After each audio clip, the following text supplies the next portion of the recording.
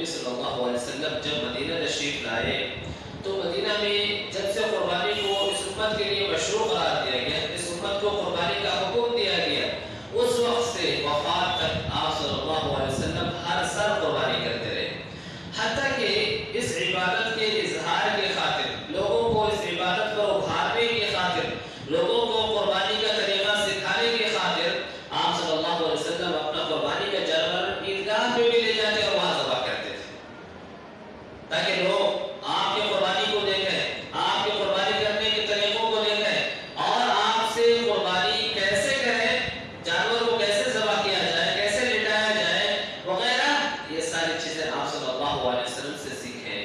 تو آپ صلی اللہ علیہ وسلم جب سے مدینہ تشریف لائے اور اس امت پر جب سے قربانی کو مشروع قرار دیا گیا، یعنی قربانی کا اس امت کو حکم دیا گیا، اس وقت سے آپ صلی اللہ علیہ وسلم نے ہمیشہ قربانی کی، ہر سال قربانی کیا، اور لوگوں کو سکھانے کی خاطر آپ اس بات کا بھی اہتمام کرتے کہ عیدگاہ پر جا کر کے آپ جو ہے اپنے جانور کو ذبح کیا کرتے تھے، اور آپ کا دیکھا دیکھی صحابہ کرام بھی عیدگاہ پر جو ہے اپنے جانور لے جاتے اور وہاں جو ہے ذبح کیا کرتے تھے۔ تو کہنے کا مقصد یہ ہے کہ قربانی آپ صلی اللہ علیہ وسلم کو جب بتلایا گیا اور آپ کو اور آپ کی امت کو حکم دیا گیا تو ہر سال اللہ کے نبی صلی اللہ علیہ وسلم نے جو ہے قربانی کی ہے۔ یہی وجہ ہے کہ اللہ کے نبی صلی اللہ علیہ وسلم نے بہت سی روایتوں میں ہمیں اس بات کی ترغیب دلائی ہے، ہمیں اس بات کی تعلیم دی ہے کہ ہم اگر اللہ نے ہمیں استطاعت دی ہے تو ہمیں قربانی کا اہتمام کرنا چاہیے۔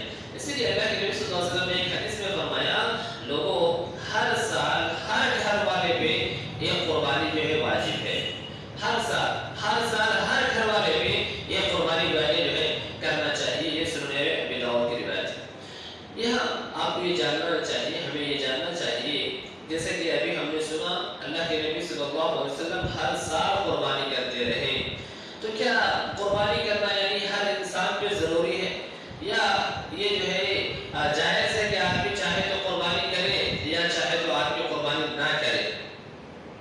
اہل علم نے یہ دونوں باتیں یا دونوں قول اختیار کیے ہیں، یعنی بہت سارے اہل علم کا خیال یہ ہے کہ قربانی کرنا واجب نہیں ہے، یعنی آدمی پہ ضروری نہیں ہے کہ وہ قربانی ہی کرے، چاہے تو وہ قربانی چھوڑ سکتا ہے، چاہے تو وہ قربانی نہیں کر سکتا ہے۔ بہت سارے علماء کی یہی رائے ہے۔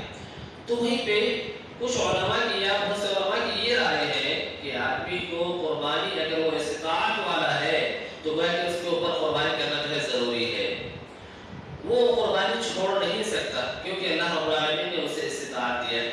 یہاں آپ اہل علم کے ان اقوال سے قطع نظر ہم یہ دیکھیں کہ اللہ کے نبی صلی اللہ علیہ وسلم نے کیا کسی سال قربانی کرنا چھوڑا ہے کیا؟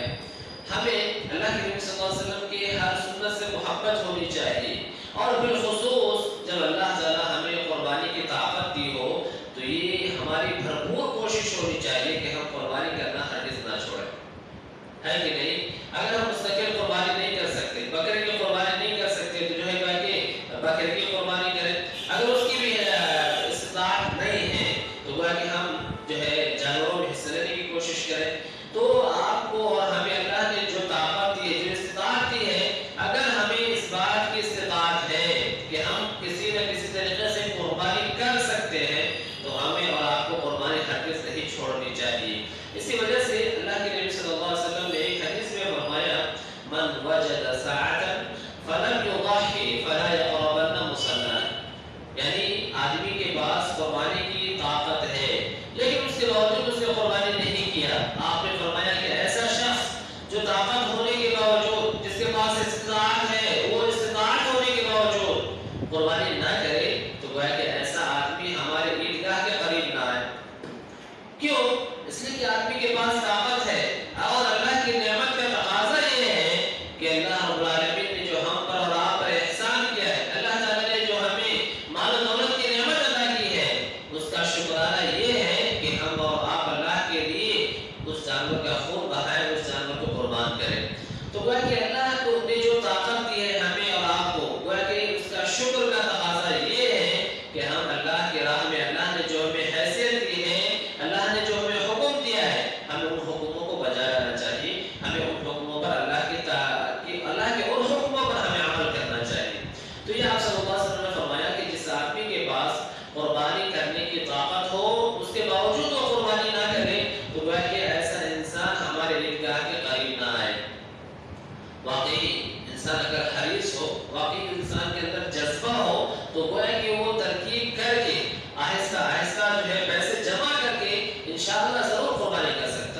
4000 और 5000 के करीब जो है गोया कि आप के जरिए से आप जानवरों में हिस्सा ले सकते हैं। बसा औक़ात हम अपनी दावतों पर, बसा औक़ात हम अपने दोस्तों अहबाब पर अगर कहीं खाने के लिए जमा होते हैं तो हज़ारों रुपये के बिल बन जाते हैं। लेकिन वहीं कहीं ना कहीं लोगों के दिल में जो कुर्बानी की बात आती है तो कहते हैं कि हमारे पास इस्तिताअत नहीं है, हमारे पास ताकत नहीं है। इस्तिताअत और ताकत की बात आप और अल्लाह जो है आपके हालात को बेहतर जानता है। लिहाजा जिसके पास गुंजाइश हो उसे किसी भी सूरत में कुर्बानी करने का एहतिमाम ज़रूर करना चाहिए। ज़ाहिर बात है कि ये कुर्बानी का जो हुक्म है अल्लाह ताला ने हमें हज़रत इब्राहीम अलैहिस्सलाम की याद को ताज़ा करने के लिए हुक्म दिया है। और ये कुर्बानी इस उम्मत में अल्लाह ताला ने बतलाया कि ये इब्राहीम अलैहिस्सलाम की यादगार है, इब्राहीम अलैहिस्सलाम की सुन्नत है, जो सुन्नत उन्होंने अल्लाह ने जो उनको हुक्म दिया था कि वो अपने बेटे को ज़बह करें, लेकिन अल्लाह रब्बुल आलमीन ने उस आदा को इतना पसंद किया, अल्लाह को वो अमल इतना महबूब हुआ कि बाद में इस्माइल अलैहिस्सलाम की जान बचाने के बाद उसकी जगह पे एक दुम्बे को ज़बह करने का हुक्म दिया।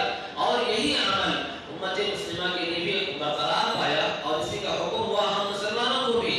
तो गोया कि ये इब्राहीम अलैहिस्सलाम की यादगार है जो अल्लाह रब्बुल आलमीन ने हमें हुक्म दिया है कि हम इब्राहीम अलैहिस्सलाम की सुन्नत की पैरवी करते हुए अल्लाह रब्बुल आलमीन के लिए जो है कुर्बानी करें। और कुर्बानी इसलिए भी हुक्म दिया गया है कि अल्लाह ताला ने जो जानवरों को हमारे मातहत कर दिया है, जानवरों को जो हमारे लिए मुसख्खर कर दिया है, हम उन जानवरों के मुसख्खर होने का शुक्राना अल्लाह ताला के लिए जानवरों को ज़बह करके करें। अल्लाह ताला ने जो हमें जानवरों को उससे फ़ायदा उठाने की इजाज़त दी है, उनका गोश्त खाने की इजाज़त दी है, उनको हमारे मातहत बना दिया है, उसके शुक्र का तकाज़ा ये है कि हम अल्लाह की राह में जानवरों को जो है ज़बह करें। अल्लाह रब्बुल आलमीन ने एक आयत में फरमाया कज़ालिक सख़्ख़रनाहा लकुम लअल्लकुम तशकुरून। इसी तरीके से हमने जानवरों को तुम्हारे मातहत कर दिया है, तुम्हारे लिए मुसख्खर कर दिया है ताकि तुम शुक्रगुज़ार बन सको। तो जानवरों को मुसख्खर करने का शुक्राना ये है कि जब अल्लाह रब्बुल आलमीन हमें कुर्बानी का हुक्म दे तो हमें ज़रूर कुर्बानी करनी चाहिए। इसी तरीके से कुर्बानी की क्या फजीलत है? अहादीस में कुर्बानी की खास करके फजीलत में कोई हदीस साबित नहीं। अगर कहें कि कुर्बानी की क्या फजीलत है और उसके सिलसिले में क्या दलील वारिद है, तो इसका जवाब ये होगा कि कुर्बानी की बेआईन ही फजीलत के लिए कोई सही हदीस जो है अल्लाह के नबी सल्लल्लाहु अलैहि वसल्लम से मनक़ूल नहीं है। सही कोई रिवायत ऐसी नहीं है जो कुर्बानी की फजीलत पर दलालत कर रही हो। यह याद रखना चाहिए कि अल्लाह ताला ने हमें उसका हुक्म दिया है, ये काफ़ी है उस अमल को बजा लाने के लिए। अगर उस अमल की फजीलत हम तक सही सनद से नहीं पहुंची है, सही अहादीस हम तक उस अमल की फजीलत में नहीं पहुंची है, तो इसका मतलब ये नहीं कि उस अमल की अहमियत नहीं है, उस अमल की बड़ी अहमियत है। कुर्बानी की अल्लाह की निगाह में बड़ी अहमियत है, बड़ी फजीलत है, लेकिन वो दलील से हम तक कोई जो है नहीं पहुंची, कोई सही हदीस हम तक नहीं पहुंची। ये कैसे हम कह सकते हैं कि जिसके सिलसिले में कोई हदीस हम तक सही ना पहुंची हो, फिर भी वो अमल अल्लाह ताला के नज़दीक बहुत ही ज़्यादा महबूब है, फिर भी वो अमल अल्लाह रब्बुल आलमीन के नज़दीक को बहुत पसंद है, ये कैसे हम कह सकते हैं? इस बात को जानने के लिए आपको और हमको दो बातों को जान लेना चाहिए। पहली बात, कुर्बानी की अहमियत और फजीलत को समझने के लिए ये बात जान लेना चाहिए कि अल्लाह ताला ने कुर्बानी के हुक्म को नमाज के साथ मिलाकर के जिक्र किया है। कुर्बानी का जो हुक्म है, कुर्बानी की जो बात है, अल्लाह ताला ने कुरान मजीद में जब जिक्र किया तो उसका हुक्म नमाज के साथ जोड़ करके बतलाया। अब हम जानते हैं कि इस्लाम में नमाज की क्या अहमियत है, हमारी शरीयत में नमाज की क्या अहमियत है। तो वो अमल जो बहुत ही ज़्यादा अहम हो, उस अमल के साथ अगर अल्लाह रब्बुल आलमीन ने कुर्बानी को जोड़ करके बतलाया है, तो हम इससे अंदाज़ा लगा सकते हैं कि कुर्बानी कितना अहमियत वाला अमल है। जैसे कि अल्लाह ताला ने फरमाया सूरह कौसर में, फसल्लि लिरब्बिका वन्हर, अपने रब के लिए आप नमाज पढ़ें और अपने रब के लिए ही आप कुर्बानी करें। यहाँ दो अमल है, एक कुर्बानी करना है और एक नमाज पढ़ना है। जाहिर बात है कि ہماری شریعت میں نماز کی بڑی اہمیت ہے، بڑی فضیلت ہے، تو اس کے ساتھ اللہ کا قربانی کا حکم دینا قربانی کی اہمیت کو اور قربانی کی فضیلت کو بتلاتا ہے۔ یہ پہلی بات۔ دوسری بات جو ہے قربانی کی فضیلت کو سمجھنے کے لیے وہ یہ ہے کہ جیسے کہ ہم نے شروع میں بھی ذکر کیا، 10ویں تاریخ کا دن دنوں میں سب سے اعظم، سب سے عظیم دن ہے اللہ رب العالمین کی نگاہ میں۔ اللہ کے نبی صلی اللہ علیہ وسلم نے کیا فرمایا؟ قال النبي صلى الله عليه وسلم ان اعظم الايام عند الله تبارك وتعالى يوم النحر ثم يوم القار۔ دنوں میں سب سے بہترین دن، یعنی سال میں جو بھی دن ہے 365 دن ہے اگر، تو وہ کہ سب سے افضل دن، سب سے عظیم دن اللہ رب العالمین کی نگاہ میں اگر کوئی دن ہے تو وہ گویا کہ قربانی کا دن ہے۔ قربانی کا دن جب اللہ تعالیٰ کی نگاہ میں اتنا عظیم دن ہے تو قربانی کے دن قربانی کی عبادت مشروع قرار دی گئی ہے کہ نہیں؟ یعنی قربانی کا جو دن ہے اس دن کی اہم عبادت کیا ہے؟ قربانی ہے۔ تو جس دن کی اللہ کی نگاہ میں اتنی اہمیت ہو، جس دن کی اللہ کی نگاہ میں اتنی فضیلت ہو، تو ظاہر بات ہے کہ اس دن میں کیا جانے والا عمل اللہ کے نزدیک اتنی ہی زیادہ فضیلت کا مستحق ہوگا، فضیلت والا ہوگا۔ تو قربانی کا دن جب اللہ کے یہاں بہت ہی عظیم ہے، جس کا معنی یہی ہوا کہ قربانی بھی اللہ کے نزدیک اتنی ہی زیادہ عظیم ہے، اور اس عمل کے لیے کسی صحیح حدیث سے فضیلت کا ثابت نہ ہونا اس بات کی دلیل نہیں ہے کہ قربانی کے اللہ کے یہاں اہمیت نہیں ہے۔ قربانی کی فضیلت کے سلسلے میں 2-4 روایتیں مشہور ہیں جو ہم سنتے رہتے ہیں کہ اللہ کے نبی صلی اللہ علیہ وسلم نے کہا کہ قربانی کے ہر بال کے بدلے تمہیں جو نیکی ملے گی۔ یہ اور اس طرح کی جو روایتیں قربانی کی فضیلت پہ بیان کی جاتی ہیں وہ سند کے اعتبار سے جو ہے ضعیف ہے۔ قربانی جو ہے نا، قربانی کرنے کے لیے شریعت نے ہمیں قربانی کی کچھ شروط بتلائے ہیں، یعنی ان شروط کی پابندی کرنی چاہیے۔ سب سے پہلی بات جو قربانی کے جو شروط میں آئیں گے وہ یہ کہ قربانی کا جانور جو ہے بہیمۃ الانعام سے ہونا چاہیے، یعنی اونٹ، گائے، بکری، دمبا انہی میں سے ہونا چاہیے بس۔ اس کے علاوہ باہر جو ہے قربانی جو ہے باہر کے جانور کی قربانی جو ہے درست نہیں۔ تو یہ بہیمۃ الانعام کا ذکر اللہ نے خود قرآن مجید میں کیا ہے، اور بہیمۃ الانعام کے تحت یہی جانور آتے ہیں جس کے بارے میں ابھی آپ نے سنا۔ قربانی کے جانور کا ایک متعینہ عمر کو پہنچنا ضروری ہے، یعنی ہم کسی بھی جانور کو لے ذبح کرنے نہیں ہوگا، بلکہ قربانی کے جانور کے لیے شریعت نے، اللہ کے نبی صلی اللہ علیہ وسلم نے ہمیں بتلایا ہے کہ آپ جس جانور کا انتخاب کر رہے ہیں وہ جانور جو ہے کچھ عمر کو پہنچنا چاہیے۔ اگر اونٹ ہے تو اس کے لیے 5 سال کا ہونا چاہیے اونٹ کا۔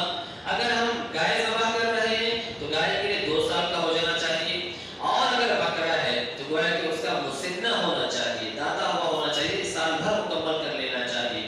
اور اگر ڈومبا ہے تو اس میں بھی بہتر یہی ہے کہ وہ سال بھر کا ہو، لیکن اگر 6 مہینے یا جو ہے 9 مہینے یا سال بھر کا ہے، داتا ہوا نہیں ہے، تو بھی گویا کہ اس کی قربانی جو ہے جائز ہے۔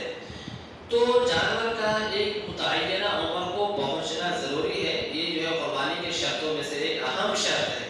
اسی طریقے سے قربانی کے جو شروط ہیں اس میں سے ایک یہ ہے کہ جانور کا عیب سے پاک ہونا ضروری ہے۔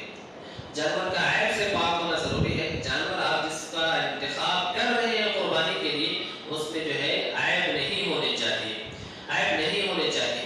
کیسے عیب نہیں ہونے چاہیے؟ جس کے بارے میں اللہ کے نبی صلی اللہ علیہ وسلم نے کہا کہ وہ جانور کیا نہ ہو، کانا نہ ہو، جس کا کانا پر بالکل واضح ہو، ایسے بیمار نہ ہو جس کی بیماری بالکل واضح ہو، اور جو ہے ایسے لگڑا نہ ہو جس کا لگڑا پر واضح ہو، اور نہایت ہی دبلا پتلا جانور نہ ہو۔ تو یہ آپ صلی اللہ علیہ وسلم نے چاروں شرط بتلائے، چاروں شرط بتلائے۔ جانور کانا نہ ہو جس کا کانا پر واضح ہے، اسی طریقے سے وہ جانور بیمار نہ ہو جس کی بیماری واضح ہو، اور جو ہے وہ جانور لگڑا نہ ہو جس کا لگڑا پر واضح ہو، اور اسی طریقے سے نہایت ہی دبلا پتلا جو ہے جانور قربانی میں نہیں ہونے چاہیے۔ یہاں ظاہر ہو کہا، یعنی اس کا مطلب یہ ہے کہ اگر مثلا تھوڑا بہت عیب ہو، واضح عیب نہ ہو، تو گویا کہ ایسے جانور کی قربانی کی جا سکتی ہے۔ لیکن سوال یہ ہے کہ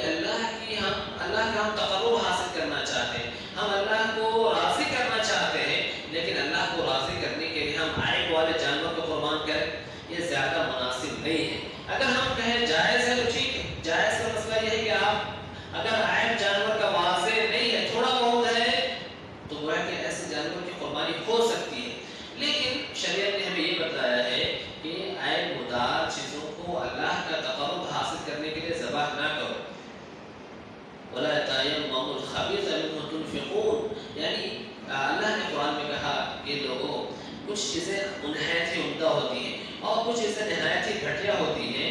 آپ تم اللہ کا قربت حاصل کرنا چاہتے ہو عمدہ چیز کو چھوڑ چھاڑ کے یعنی گھٹیا چیز کو اللہ کے نام پیش کرنا چاہتے ہو, ایسا جو ہے تمہیں ہرگز نہیں کرنی چاہیے.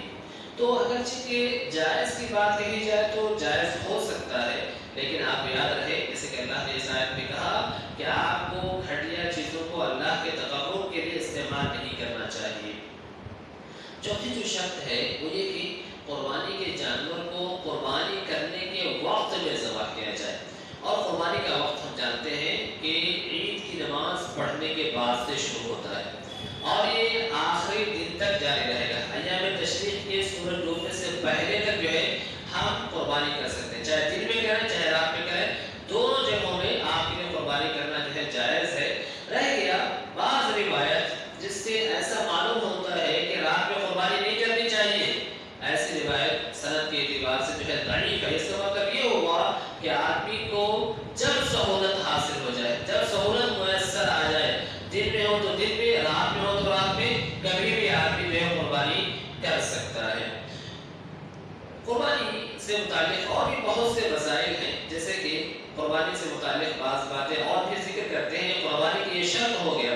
رہ گیا جب قربانی کرنے کا ہم ارادہ کرتے ہیں تو ہم اس بات کا ارادہ کریں کہ جیسے ہی ذی الحجہ کا مہینہ شروع ہو جاتا ہے, اگر ہم ذی الحجہ سے پہلے سے ہماری قربانی کی نیت ہے تو گویا کہ ذی الحجہ کا مہینہ جیسے شروع ہو جاتا ہے ہمیں بال اور ناخن نہیں کاٹنے چاہیے.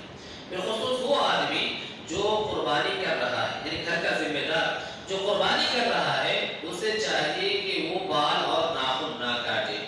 رہ گیا گھر کے بقیہ افراد جو قربانی نہیں کر رہے ہیں یا جس کی طرف سے قربانی نہیں ہم کر رہے ہیں, اس کے سلسلے میں یہ حکم نہیں ہے.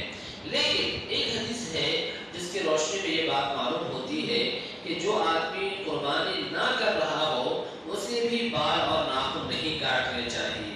اگر وہ ذی الحجہ کے چاند نظر آنے کے بعد بال اور ناخن نہیں کاٹتا ہے اور قربانی کے دن اگر وہ بال اور ناخن کاٹ لیتا ہے تو گویا کہ اسے قربانی کی طرح ثواب ملے گا. تو ہم میں سے ہر شخص کی خواہش ہے کہ اسے ثواب ملے. اگر وہ قربانی نہیں کر رہا ہے یا قربانی کی استطاعت نہیں ہے تو اللہ کے نبی صلی اللہ علیہ وسلم نے اس روایت میں جو قربانی کا ثواب حاصل کرنے کی جو ترکیب بتلائی ہے یہ ہر انسان کے بس کی بات ہے, ہر شخص کے بس کی بات ہے. ہر آدمی کو اس بات کی کوشش کرنی چاہیے کہ اگر وہ عملاً قربانی کا نہیں کر پا رہا ہے, قربانی کا ثواب حاصل نہیں کر پا رہا ہے, تو گویا کہ حکماً ہی صحیح قربانی کرنی چاہیے, چاہے وہ بال کی قربانی ہو چاہے وہ ناخن کی قربانی ہو. لہٰذا ہمیں اس بات کا ذرا شدت سے اہتمام کرنا چاہیے. ظاہر بات ہے کہ قربانی کا جانور کیسا ہونا چاہیے؟ قربانی کا جانور ایسے ہونے چاہیے جو نہایت صحت مند جانور ہو, موٹا تازہ جانور ہو, دیکھنے میں رنگ وغیرہ یہ بھی اچھے ہوں. ہم ایسے جانور کا انتخاب کریں. اس کے سلسلے کی بہت سی دلیلیں ہیں جس کے تذکرہ کرنے کے جو ہے وقت نہیں. ایک بات جو ہے یہاں پہ وہ یہ کہ صحابہ کرام رضوان اللہ علیہم اجمعین, اللہ کے نبی صلی اللہ علیہ وسلم کے زمانے میں اور بعد کے زمانے میں بھی لوگ قربانی کا جانور کافی وقت پہلے خرید لیا کرتے تھے اور اسے کھلا پلا کر موٹا تازہ کرتے تھے. تو جس کا معنی یہ ہوا کہ ہم قربانی کے جانور کا جب انتخاب کریں تو گویا کہ ان چیزوں کا خیال رکھیں, رنگ کے اعتبار سے بھی اچھا ہو, دیکھنے میں بھی اچھا ہو, ہے نا, موٹا تازہ صحت مند اور توانا ہو. ہم ایسے جانور کا قربانی کے لیے انتخاب کریں. قربانی کے جانور میں خصی کیا ہوا جانور اور غیر خصی کیا ہوا جانور دونوں کی قربانی جو ہے جائز ہے. چاہے وہ خصی کیا ہوا تو بھی یا خصی نہیں کیا ہوا ہے تو بھی دونوں کی قربانی جائز ہے, دونوں کی قربانی میں کوئی حرج نہیں ہے. اسی طریقے سے ایک گھر والے کی طرف سے ایک ہی قربانی کافی ہے. ایک گھر والے کی طرف سے ایک ہی قربانی کافی ہے, یعنی گھر کا ذمہ دار قربانی کرے تو گویا کہ قربانی اگرچہ کہ اسی کی طرف سے ہوگی لیکن ثواب جو ہے انشاءاللہ العزیز گھر کے تمام افراد کو ملے گا. قربانی کرنے والا ثواب میں اپنے گھر کے دیگر افراد کو بھی وہ شریک کر سکتا ہے. اسی لیے صحابہ کہتے تھے کہ اس زمانے میں, ہمارے زمانے میں ایک جانور انسان ذبح کرتا اور خود بھی کھاتا, دوسروں کو بھی کھلاتا. بعد کے زمانے میں ایسا ہونے لگا کہ لوگ قربانی کو فخر کا ذریعہ سمجھنے لگے اور جو ہے لوگ قربانی کے سلسلے میں جو ہے فخر کرتے ہوئے کئی جانور ذبح کرنے لگے. جو فخر کیا ہے انسان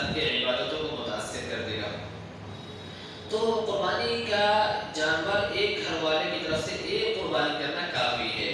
لیکن اگر کوئی آدمی چاہے کہ وہ ایک سے زائد قربانی کرنا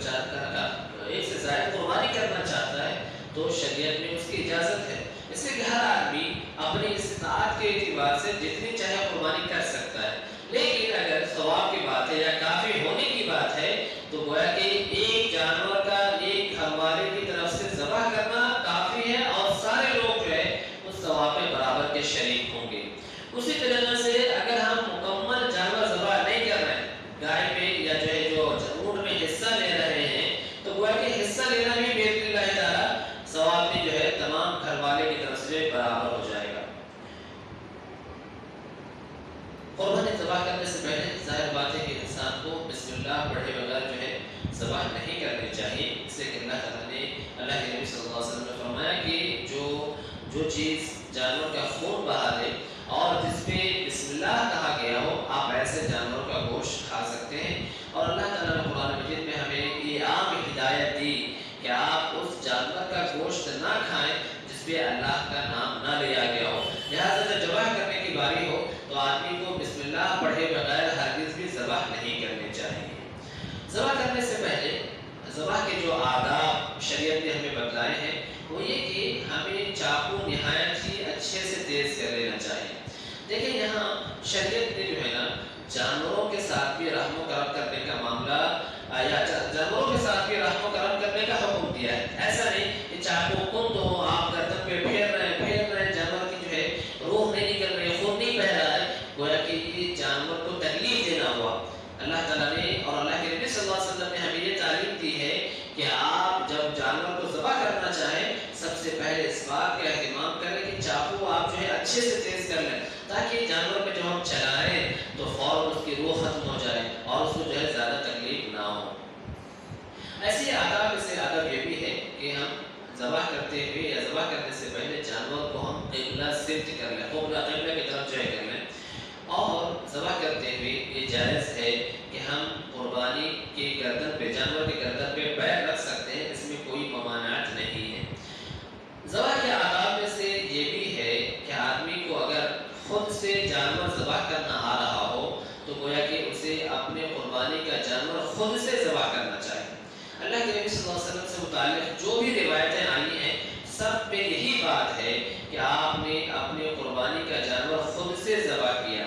ہاں اگر آدمی چاہے تو دوسروں کو نائب بنا سکتا ہے، جیسے حجۃ الوداع کے موقع پر آپ صلی اللہ علیہ وسلم نے 100 جانور ذبح کیے جس میں سے 63 آپ نے اپنے ہاتھوں سے ذبح کیا تھا اور بقیہ جو جانور تھے آپ کی طرف سے حضرت علی رضی اللہ تعالیٰ عنہ نے جو ہے ذبح کیے تھے.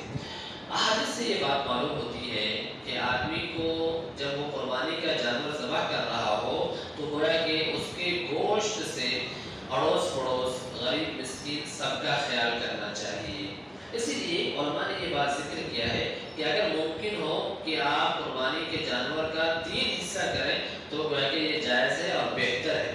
اگر کوئی آدمی 3 حصہ نہیں کر رہا ہے یا جو ہے کسی اور کو کھانے کے لیے نہیں دے رہا ہے، کسی اور کو ہدیہ وغیرہ نہیں دے رہا ہے تو حرج نہیں ہے. لیکن گویا کہ جانور میں گوشت آپ نے اللہ کے لیے ذبح کیا، قربانی اللہ کے لیے آپ نے کیا ہے، تو اللہ تعالیٰ ہمیں اور آپ یہ تعلیم دیتے ہیں کہ ہم ان میں سے کچھ حصہ اپنے اڑوس پڑوس کے لوگوں کو بھی دیں، ہدیہ بھی دیں اور اس میں غریب اور مسکینوں کا بھی خیال رکھیں. اس طرح سے اور بھی جو ہے مسائل ہیں، جیسے کہ گوشت میں سے قربانی کے جانور کے گوشت میں سے یا کوئی بھی چیز قصائی کو یا ذبح کرنے والے کو جو اجرت لے کے ذبح کرتے ہیں بطور اجرت دینا درست نہیں. ہمارے پاس ہم کو ذبح کرنا نہیں آ رہا ہے، چمڑا نکالنے نہیں آ رہا ہے، بوٹیاں بنانے نہیں آ رہا ہے، ہم نے قصائی کو اجرت پر رکھا ہے تو اجرت میں جو ہے نا قربانی کی کوئی بھی چیز نہیں دی جا سکتی ہے. آپ نے جو بھی طے کیا ہے اجرت دے دیں اور اس کے بعد جو بھی آپ گوشت بطور ہدیہ دینا چاہیں آپ ہدیہ کے طور پر دے سکتے ہیں، لیکن اجرت کے طور پر قصائی کو جانور میں سے کچھ بھی نہیں دیا جا سکتا. حتیٰ کہ رسی میں نہیں دی جا سکتی، کھال بھی نہیں دیا جا سکتا ہے، جانور کے اوپر اگر کوئی جھول ہو وہ بھی نہیں دیا جا سکتا. تو بطور اجرت قربانی کی جانور کی کوئی بھی چیز نہیں دی جا سکتی ہے. اجرت آپ دے دیجئے، آپ کو اس کے بعد جو کچھ بھی لگے آپ جو ہے بطور ہدیہ اسے دے سکتے ہیں. قربانی گوشت آپ جب تک چاہیں جو ہے محفوظ کر سکتے ہیں۔ اب یہاں ایک بات ہے جس پہ ختم کرنا چاہتے ہیں، وہ یہ کہ میت کی طرف سے قربانی کا کیا معاملہ ہے، میت کی طرف سے قربانی کا کیا حکم ہے۔ جب قربانی کا ایام آتے ہیں تو یہ سوال ہم میں سے بہت سے لوگوں کے ذہنوں میں آتا ہے، یا بہت زیادہ جو ہے سوال کیا جاتا ہے۔ دیکھ لیجیے، قربانی کی میت کی طرف سے جو قربانی کی جو بات ہے، اس میں اگر دیکھا جائے تو اللہ کے نبی صلی اللہ علیہ وسلم سے کوئی صحیح روایت جو ہے موجود نہیں ہے جس میں آپ نے یہ کہا ہو کہ میت کی طرف سے قربانی کیا جائے۔ اللہ کے نبی صلی اللہ علیہ وسلم سے کوئی صحیح دلیل ایسی نہیں ملتی جس کی بنیاد پر ہم کہہ سکتے ہیں کہ میت کی طرف سے قربانی کرنا چاہیے۔ اگر میت کی طرف سے قربانی ہی کرنا ہے تو اس سے بہتر طریقہ تو یہ ہے کہ آپ میت کی طرف سے اتنے پیسے صدقہ کر دیں، اور میت کو صدقہ کا فائدہ پہنچتا ہے، اس میں کسی قسم کا اختلاف نہیں، کسی قسم کا شبہ نہیں ہے، بالکل صحیح اور درست طریقہ ہے۔ اگر جو رقم ہم میت کی طرف سے بطور قربانی کرنا چاہ رہے ہیں، اسی رقم کو ہم میت کی طرف سے اگر صدقہ کر دیتے ہیں تو وہ سب سے بہترین طریقہ ہے یہ، اور بنا اختلاف آپ کا دل بھی مطمئن رہے گا، آپ شبہ سے باہر رہیں گے کہ میت کی طرف سے قربانی ہوئی یا نہیں ہوئی۔ تو جو چیز نہایت ہی صحیح ہو، جس کے جائز ہونے میں اور درست ہونے میں کسی قسم کا اشکال نہ ہو، ہمیں وہ طریقہ اپنانا چاہیے، ہمیں وہ ترکیب کرنی چاہیے۔ لہٰذا زیادہ صحیح بات یہی ہے کہ اگر آپ واقعی اپنے میت کو فائدہ پہنچانا چاہتے ہیں تو آپ ہمیشہ اس کے لیے دعائیں کریں۔